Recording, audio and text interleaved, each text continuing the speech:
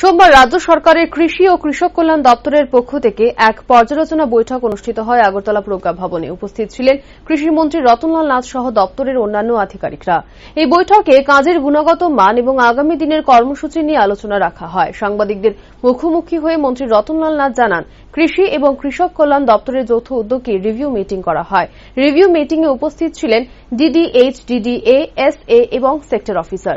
রাজ্যে অনাবৃষ্টির কারণে আউশ ফসলের অনেক ক্ষতি হয়। এই আউশ ফসল ক্ষতি হওয়ার পরেও কিভাবে আরো বেশি পরিমাণে উৎপাদন করা যায়, আমনের মধ্যে এবং কি কি করণীয় রয়েছে ধান এবং দানা শস্য যেমন ফল, সবজি সবকিছু নিয়ে রিভিউ মিটিং করা হয়। কৃষকদের সাথে যাদের সরাসরি লিঙ্ক থাকবে তাদেরকে নিয়ে আলোচনা করা হয়। সবচেয়ে বেশি গুরুত্ব দেওয়া হয় আইসিএম ম্যানেজমেন্টের উপর। যেহেতু আউশ ফসলটি ক্ষতি হয়েছে, আমনের মাধ্যমে কিভাবে আরো উৎপাদন করা যায় তার নতুন পদ্ধতির কথা বলে দেওয়া হয়েছে বলেই জানান তিনি।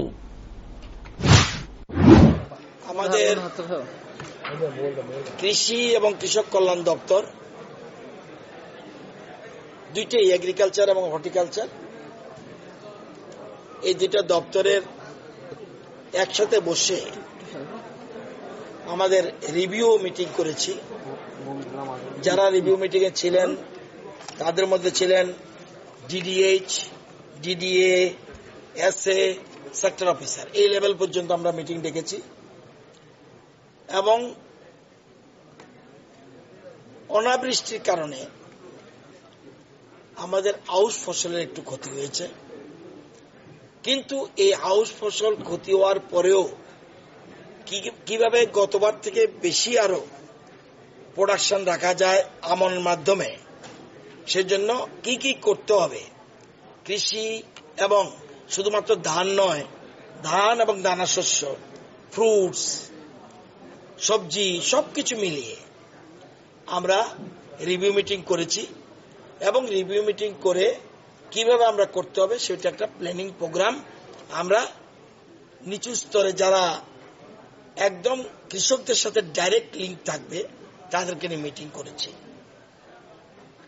আমরা সবচেয়ে বেশি গুরুত্ব দিয়েছি আইসিএম অর্থাৎ ইন্টিগ্রেটেড ক্রপ ম্যানেজমেন্ট।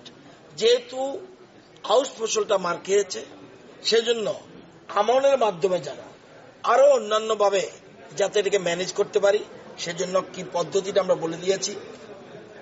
আমরা আরবান হর্টিকালচার একটা নিউ প্রজেক্ট শুরু করেছি, যেটা ত্রিপুরা রাজ্যে ছিল না।